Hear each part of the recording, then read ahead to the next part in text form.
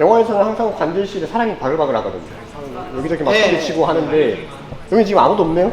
원래 어떠냐면 저희가 이제 사람이 많을 때는 무슨 일이 있을 때 사람이 항상 많이 있습니다. 예를 들면 처음에 발사할 때는 당연히 사람이 많았고 네. 그러다가 이제 안정적으로 운영이 되면 많은 사람이 필요 없어요. 사실은 이제 미국도 보면 똑같아요. 거기도 미국도 이제 처음에 발사할 때는 막 모여서 막 하고 잘 되면 집에 갔다가 이제 안정적으로 운영이 되기 시작하면 그때는 필수 인원만 운영을 하는 거죠. 근데 왜냐면 그렇게 안 하면 1년, 2년, 3년, 4년 운영할 수가 없기 때문에 그 기동을 할 땐 또 사람들이 많이 모여서 이제 실제로 그런 기동을 한다는 거는 연료를 쓰는 행동들을 하기 때문에 이건 되게 중요한 역할이거든요. 그래서 그거 할 때는 사람들이 또 많이 모이기도 합니다. 네, 오늘은 다누리 1주년에 맞춰서 다누리가 지금 어떤 일을 하고 있는지 어떤 성과를 냈는지 그런 것도 알아보고 달에 대한 이야기도 한번 해보려고 한국항공우주연구원에 왔습니다. 바로 들어가 볼게요. 네, 안녕하세요. 네, 안녕하세요. 오늘 다누리 1주년 그와 함께 지금 최근에 또 더문이라는 달과 관련된 한국 영화가 나왔잖아요. 그래서 그거랑 합쳐서 이야기를 한번 해보고 싶은데 또 모르는 것도 한번 물어보고 우선 소개 한번 해주시죠. 네, 안녕하세요. 저는 한국항공우주연구원에서 현재 달 다누리 관련한 미션을 운영하고 있는 김은혁이라고 합니다. 1년간 아무래도 좀 잠잠해진 건 있어요. 그 다누리에 대한 소식들이. 그래서 사람들 많이 안 찾아보고 있을 수도 있는데 혹시 1년간 어떤 크고 작은 일들 아니면 성과들이 있었나요? 네, 발사가 2020년 8월 5일 날 한국 시간으로 아침 9시 정도에 발사를 했던 걸로 기억이 나고요. 그 다음에 발사하고 나서 꽤 오랫동안 이제 달까지 가기 위해서 소위 말해서 우주 비행을 했었죠. 우주 비행을 해서 12월 17일쯤에 달에 도착을 하고 달 궤도에 포획되기 위해서 기동을 몇 번 했었고 그래서 제 기억으로 12월 27일인가 28일쯤에 실제로 저희가 임무를 수행하는 궤도에 들어갔던 것 같고요. 그래서 며칠 동안 저희가 상태를 좀 확인했었습니다. 이제 달까지 진행하는 동안에는 실제로 모든 탑재체가 다 잘 작동하는지를 확인하진 않고 일부 탑재체만 운영을 해서 사진을 찍었기 때문에 그래서 그걸 하고 나서 1월 1일부터 본격적으로 임무를 수행했고요. 그래서 벌써 7개월 넘게 임무를 수행하고 있는 상황이 되고 현재까지는 뭐 큰 문제는 없고요. 다누리가 이제 임무 궤도를 유지하기 위해서 중간중간에 궤도 유지를 위한 기동들을 몇 번 했었고요. 그 빼고는 안정적으로 5개 탑재체뿐만 아니라 이제 DTMPL이라고 하는 통신 탑재체까지도 뭐 잘 운영되고 있습니다. 놀랄 만한 결과물 이런 게 나오겠네요. 아니 다 예상했던 건가요? 뭐 그런 건 아니고요. 예를 들면 뭐 저희가 예상하지 못했던 것들도 몇 가지 있었는데 탑재체별로 다 하나씩 있었던 것 같아요. 대부분 하나씩 있었던 것 같아요. 예를 들면은 지금 자기장 측정기 같은 경우 제가 발사하고 나서 위성이 발사체로 분리되고 원래는 좀 이따가 자기장 측정기를 켜서 운영을 시작하려고 했는데 생각보다 그게 좀 빨라지게 됐어요. 굉장히 빨리 저희가 자기장 측정기를 사용할 수 있어서 지구 자기권에 대한 정보를 획득할 수가 있었어요. 저희가 한국에서는 처음으로 지구 자기권이 어디까지 퍼져 있고 그때 어떤 식으로 자기권의 자기장 세기가 바뀌는지 하는 걸 측정을 했었고요. 그다음에 아까 다누리가 자기장 관측을 먼저 시작했다 했는데 지구에서부터 범위인 거죠. 지구의 범위. 지구에서 자기장. 그러면은 더문에서도 태양풍 때문에 난리가 나거든요. 만약에 지구의 자기장이 달까지 영향을 끼쳐서 이렇게 덮어준다면 생각했던 것보다 태양풍의 영향이 적을 수도 있는 거죠. 네, 근데 이제 문제는 뭐냐면 지구 자기권을 보면 태양 방향으로는 짧고 태양 뒤쪽으로 길게 늘어져 있잖아요. 그러니까 달이 이제 근데 달은 공전하면서 지구 앞을 통과할 때, 지구 태양 방향을 통과할 때는 거기 지구 자기권 밖에 있다가 지구 뒤로 갈 때는 그 자기권 안에 들어가 있을 거예요. 태양풍이 언제 털릴지 모르니까 그래서 이제 우연히 생길 수도 있고 안 생길 수도 있고 뭐 이런 거라고 생각하는데 기본적으로 달은 자기장이 없으니까 달 스스로 사람들을 보여주지는 못하죠. 예. 그건 뭐 화성도 마찬가지고. 예.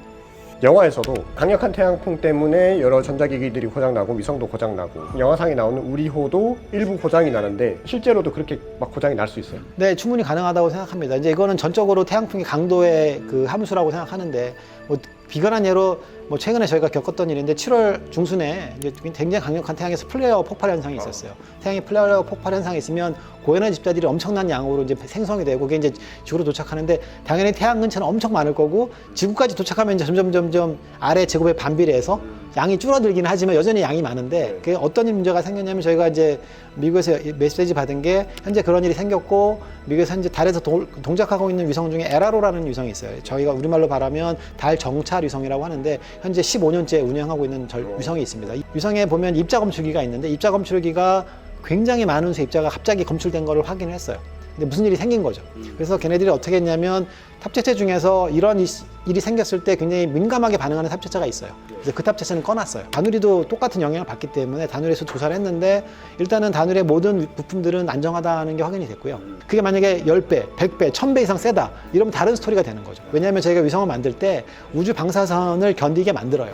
근데 무한한 우주 방사선을 견디지 못하고 예측을 하는 거죠. 그다음에 달에 도착하면서는 이제 달 표면을 위해서 떠오르고 있는 지구를 저희가 찍어서 실제로 달에서 보면 지구가 어떻게 보이는지를 처음 네. 관측했었고, 섀도우 캠을 이용해서는 달에 도착하자마자 섀도우 캠이 처음 한 일이 뭐냐면 달 남극에 있는 소위 그 쉐클턴 크레이터라는 네. 곳을 관측한 사진이 있었어요. 그래서 그게 이제 처음으로 인류가 그 영구명 지역을 첫 사진을 찍은 거예요. 그 전까지는 그게 어떤 상태인지 정확히 알 수가 없었는데, 너무 처음으로 어두워서 어두워서 찍을 수가 없었는데, 그 지역을 저희가 루티랑 섀도우 캠으로 동시에 찍어서 두 개가 어떻게 보이는지를 한번 확인한 것도 중요한 사건이라고 할 수 있고요. 왜냐면 미국은 당장 에라로 미션을 쏜 다음에 몇 년 동안 달 탐사가 없었어요.